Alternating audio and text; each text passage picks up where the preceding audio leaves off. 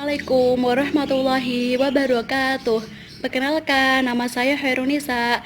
Saya mahasiswi Ekonomi Syariah kelas 7B Institut Agama Islam Negeri Kudus dengan NIM 17202100068. Di sini saya akan meresum buku dengan judul Kebelet Kaya karya dari Madigu WP. Selamat menyaksikan ya. Bab pertama, bagaimana memulainya? Untuk pertama, berani itu muncul dari dalam. Menjadi seorang entrepreneurship haruslah mempunyai rasa berani, dikarenakan seorang entrepreneur itu akan menjadi seorang pemimpin. Menjadi pemimpin untuk dirinya sendiri maupun menjadi pemimpin bagi bisnisnya. Lakukan segera. Menunda waktu sama saja menunda kesempatan. Jika kita tidak mau untuk memulai berbisnis, maka kesempatan untuk sukses itu sangat kecil. Tapi apabila kita merasa tidak bisa, tapi masih mempunyai kemauan untuk mencoba, berarti kita masih mempunyai harapan dan kesempatan untuk sukses. Yang ketiga, yaitu kuasai secara detail. Seorang entrepreneur harus bisa memahami semua informasi terkait produknya. Seiring berjalannya waktu, pasti akan bisa menguasai produknya secara baik selama ia mau untuk berusaha. Terus untuk yang keempat, berbeda itu strategi. Dengan menciptakan produk yang berbeda dengan yang lainnya, maka kemungkinan untuk bisa dikenal akan gampang.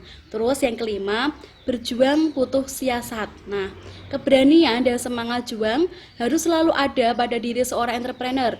Dengan memulai mencoba, maka para pembisnis akan mengetahui lika-liku dalam menghadapi pasar. Maka dari itu, tidak boleh menyerah dalam setiap langkah. Terus, yang selanjutnya, terakhir yaitu menaklukkan investor. Menaklukkan investor itu kita mencari relasi dan juga investor untuk menambah modal bisnis yang kita geluti. Terus kemudian bab 2, bagaimana sih menjadi entrepreneur itu? Nah, untuk yang pertama bermula dari impian. Impian yang ada dalam benak kita merupakan motivator kesuksesan yang sangat ampuh. Keberanian untuk berimajinasi dapat menentukan kesuksesan seseorang menjadi entrepreneur. Terus yang kedua, lihat kebutuhan sekitar. Nah, terciptanya peluang dalam berbisnis yakni jeli terhadap kebutuhan masyarakat sekitar.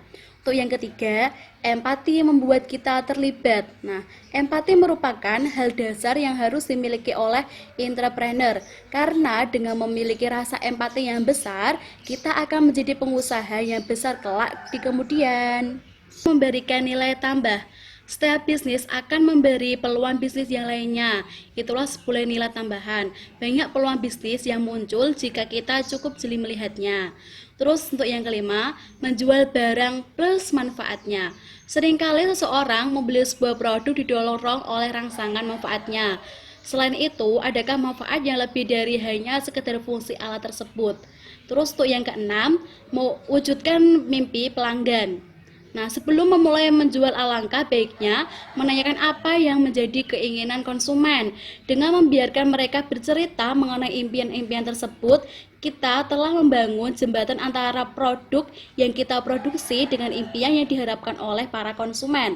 Nah, untuk yang terakhir itu ada peluang tergantung cara melihatnya. Seorang entrepreneur akan melihat peluang sebagai pekerjaan berikutnya, entah sektor barang maupun jasa. Membidik pasar. Untuk yang pertama, butuh nyali untuk mewujudkan ide. Semenjak ide tercetus di pikiran kreatif, bila langsung dikerjakan, biasanya tingkat keberhasilannya lebih tinggi. Banyak fenomena peluang usaha menjadi sia-sia karena terlambat bereaksi dan didahului oleh orang lain dalam memanfaatkan sebuah peluang. Terus yang kedua itu adrenalin dan seni berhutang. Seorang entrepreneur haruslah mempunyai keberanian dalam mengambil resiko. Dalam berbisnis, berhutang untuk tambah modal kerja atau investasi itu hal yang wajar. Kejelian menangkap perbedaan. Kumpulan data lapangan bisa digunakan untuk menentukan strategi bisnis. Kumpulan data ini bisa berupa perilaku pasar, lokasi supplier, kompetitor, harga, servis yang diberikan hingga lokasi bisnis yang akan dibangun. Untuk yang keempat, bangunlah komunitas. Komunitas di sini merupakan dampak dari adanya pengiklanan. Para tim kreatif akan menggiring kita kemanapun yang ingin mereka tuju, terutama untuk membeli produk-produknya. Terus untuk selanjutnya, prediksi sebuah fenomena. Apabila terjadi sebuah fenomena, berusahalah untuk mendapatkan gambaran mengenai kejadian tersebut. Kemudian, analisis peluang usaha yang terdapat di dalamnya. Untuk yang terakhir, kita itu harus menjadi komentator yang bukan aktor. Oke, selanjutnya bab 4. Hati seorang entrepreneur. Itu yang pertama, belajar sambil mengerjakan.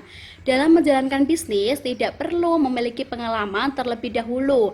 Tangani semua hal yang terjadi sambil menjalankan bisnis tersebut. Untuk yang kedua, belajar dari kesuksesan. Sebuah kegagalan yang terjadi di awal akan membuat fondasi lebih siap dan kokoh. Karena pada saat itulah justru kita sedang bersiap-siap atas semua kemungkinan buruk yang terjadi. Yang ketiga, mengelola kegagalan. Dengan kegagalan seharusnya bisa kita buat jadi inovasi. Terus yang keempat itu mengelola stres. Jangan sampai membuat keputusan ketika dalam kondisi stres, karena seringkali keputusan tersebut salah dan merugikan. Ketika kita dalam keadaan stres, hadapi saja, karena semua pasti akan ada jalan keluarnya. Pasti itu. Yang kelima, fokus pada masalah. Fokus dalam menghadapi permasalahan dalam berbisnis, kemudian analisis cara menyelesaikan permasalahan tersebut. Yang terakhir, mencari cara terbaik. Seorang pembisnis itu harus jeli untuk mendapatkan sumber bahan baku berkualitas tetapi dengan harga yang terjangkau. 5. Pola pikir entrepreneur. Yang pertama, selalu di pinggir jurang. Menjadi seorang pembisnis hendaknya selalu haus pada peluang dan tantangan. Hargailah sebuah proses dan hasil. Untuk yang kedua, memanfaatkan risiko. Entrepreneur sejati ialah seseorang yang berani mengambil sebuah risiko dengan calculated risk, yaitu sudah memperhitungkan terlebih dahulu resiko yang mungkin terjadi, atau itu kayak manajemen risiko. Terus cerdas melihat peluang. Lihatlah setiap peluang bisnis yang ada di sekitar kita. Kerjakan dan jangan ditunda. Maka peluang akan terbuka untuk urusan teknik menyusul kemudian. Yang keempat, jangan cepat puas. Ketika target telah tercapai, maka seorang entrepreneur sejati akan langsung membuat sesuatu yang baru. Tugas entrepreneur. Yang pertama, kreatif itu berbeda. Jiwa kreatif harus ada pada diri seorang entrepreneur. Carilah inovasi agar produk kita berbeda dengan pesaing. Yang kedua, mengelola sumber daya. Mengelola aset merupakan kemampuan yang mutlak setelah mereka berani dalam memulai usaha. Yang ketiga, komunikasi itu seni. Seorang entrepreneur diwajibkan memiliki soft skill, yakni keterampilan seseorang dalam mengendalikan dan potensi dirinya, atau dengan kata lain yakni karisma. Insting kepemimpinan. Terkadang jiwa leadership muncul ketika keadaan sedang genting-gentingnya. Tidak perlu menunggu suatu keadaan untuk membuat kita menjadi seorang pemimpin, tetapi justru kita yang mengendalikan situasi agar jiwa leadership kita itu muncul. Nah, bab 7. Zero Principle Entrepreneur. Pertama, mulai dari nol.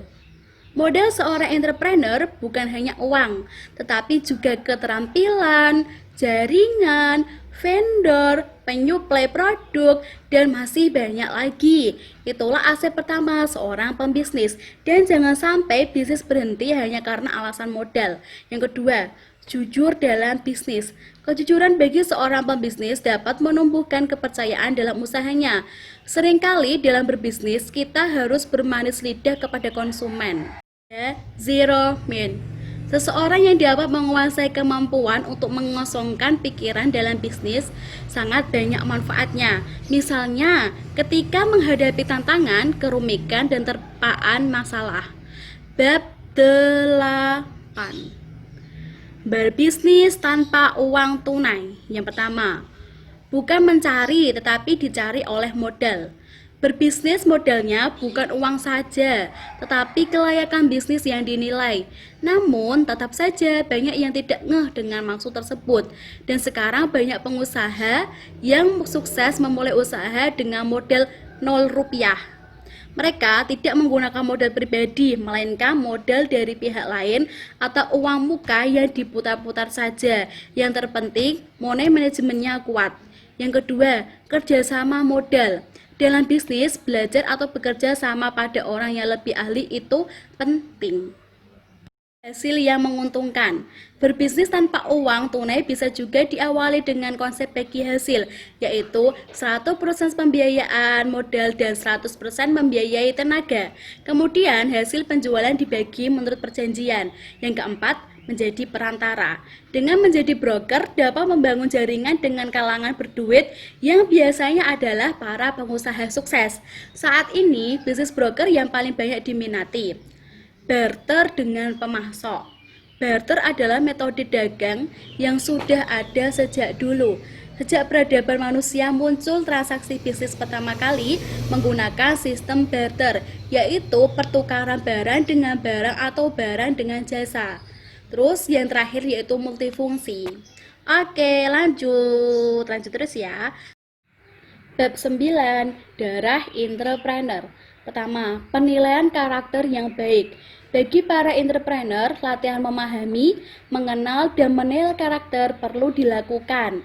Terus yang kedua, orientasi pada pelayanan. Pelayanan yang prima pada pelanggan akan memberikan simpati dan kepuasan, bahkan dapat menemukan peluang bisnis lagi pada pelanggan. Terus yang ketiga, fokus itu awalnya cinta. Segala sesuatu memang harus diawali dengan rasa cinta, karena sebuah kesungguhan akan muncul bersama rasa cinta itu sendiri. Kesungguhan adalah ciri esensial usaha bisnis, yaitu memikat promosi. Promosi adalah sebuah cara untuk membawa produk kepada kesadaran pikiran seseorang, sehingga dalam kondisi tertentu, produk kitalah yang akan menjadi prioritas pelanggan, yaitu berhitung sebelum berutang. Dalam menjalankan bisnis, banyak pengusaha yang menjual barangnya dengan strategi sistem kredit. Tujuannya untuk memberikan kesempatan kepada konsumen yang mempunyai kesulitan dana. Cara ini merupakan strategi yang cukup efektif dalam meningkatkan penjualan. Terus memilih orang yang tepat. Dalam merekrut seorang karyawan atau mitra bisnis, gunakan naluri untuk memilihnya. Telitilah dalam merekrut dan pilihlah yang hanya terbaik dan cocok. Mencari dan menciptakan usaha. Memulai sebuah bisnis biasanya diawali dengan memiliki referensi sebuah produk yang baik dan menarik, serta memiliki harga di bawah pasar. Langkah berikutnya adalah cara bertanya dan mencari prospek serta pelanggan untuk ditawarkan barang tersebut. Untuk yang ke-8, peluang itu membutuhkan kecepatan. Peluang itu setiap saat disediakan oleh Allah Subhanahu wa Ta'ala yang Maha Pemurah. Setiap gerak dan pandangan mata yang kita layangkan akan banyak kesempatan bisnis yang dapat dikembangkan. Kehidupan seseorang akan menjadi lebih baik jika mau dimanfaatkan setiap peluang tersebut. Untuk yang ke-9, sosialisasi dan promosi. Seorang entrepreneur sangat disarankan mempunyai jiwa sosial yang tinggi sehingga dapat dikenal di lingkungannya. Itu penting, sangat penting. Itu pandangan jauh ke depan. Oke, langsung bab 10. Aturan main entrepreneur. Yang pertama, berpikir positif. Energi adalah sebuah tenaga yang bersifat kekal. Jadi, berhati-hatilah di dalam kehidupan ketika mengeluarkan energi. Jika kita memberikan energi positif kepada kehidupan, maka dalam jangka pendek maupun panjang, kehidupan akan memberikan hal yang positif pula kepada kita. Demikian pula sebaiknya. Yang kedua, jangan pelit ilmu, karena sebaik-baik ilmu adalah ilmu yang diamalkan. Yang ketiga, fenomena magis. Ilmu magis dan sejenisnya adalah ilmu yang tidak berdasar pada kesejatian. Yang keempat, menjual butuh strategi. Seorang entrepreneur dituntut kemampuannya dan kejeliannya dalam menghadapi kompetisi terhadap produk yang sejenis. Yang kelima, belajarlah dari pengalaman orang lain. Sebagai seorang pengusaha, kita juga perlu belajar dari pengalaman orang lain. Terus berinvestasilah. Sebagai seorang entrepreneur diharapkan memiliki aset yang bisa dicadangkan untuk masa depan, dan asuransi atau menabung adalah sebuah contoh yang mudah dijalani. Bab 11 atau 1. Budaya entrepreneur. Belajar dan berikan hal yang terbaik. Kegiatan belajar, diajar, mengajar adalah budaya seorang perwirausaha sejati. Jika seorang merasa cukup ilmu dan memutuskan tidak mau belajar lagi, bisa dibilang dia berhenti berkembang. Cukupnya ilmu akan menjadi bekal kita untuk mendapatkan hal yang terbaik. Yang kedua, sportif tumbuh dari dalam. Perusahaan membutuhkan orang-orang yang sportif dan bertanggung jawab. Terus yang ketiga, menciptakan kader. Kaderisasi adalah sarana berpindah dari kuadran kiri, tempat budak uang, dan kemudian berpindah ke kuadran kanan atau menjadi tuannya uang. Terus yang keempat, berdaya juang. Sebagai seorang entrepreneur harus berdaya juang atau tidak boleh pantang menyerah. Yang kelima, menunda kesenangan. Bagi seorang entrepreneur, kemampuan menunda kesenanganlah yang membedakan dengan kesuksesan kebanyakan orang. Terakhir, bab 12. Sikap entrepreneur. Yang pertama, modal orang lain. Dorongan dari dalam adalah bahan-bahan yang disebut self-motivation atau motivasi diri yang didapat dari impian diri kita untuk segera diwujudkan. Sedangkan modal orang lain adalah modal dari selain diri kita sendiri. Untuk yang kedua, jaringan orang lain. Cara pintar yang harus dimiliki setiap entrepreneur adalah kepandaian menggunakan jaringan orang lain, karena itu adalah sarana sukses orang pebisnis. Yang ketiga, tenaga orang lain. Sebagai seorang entrepreneur harus memiliki kepandaian dalam menggunakan tenaga orang lain, dan begitu juga dalam membangun bisnis. Yang keempat, memiliki salesmanship. Sales adalah pekerjaan terhormat karena di sini banyak sekali pelajaran yang didapat, seperti melatih mental, visi, dan kepemimpinan leadership.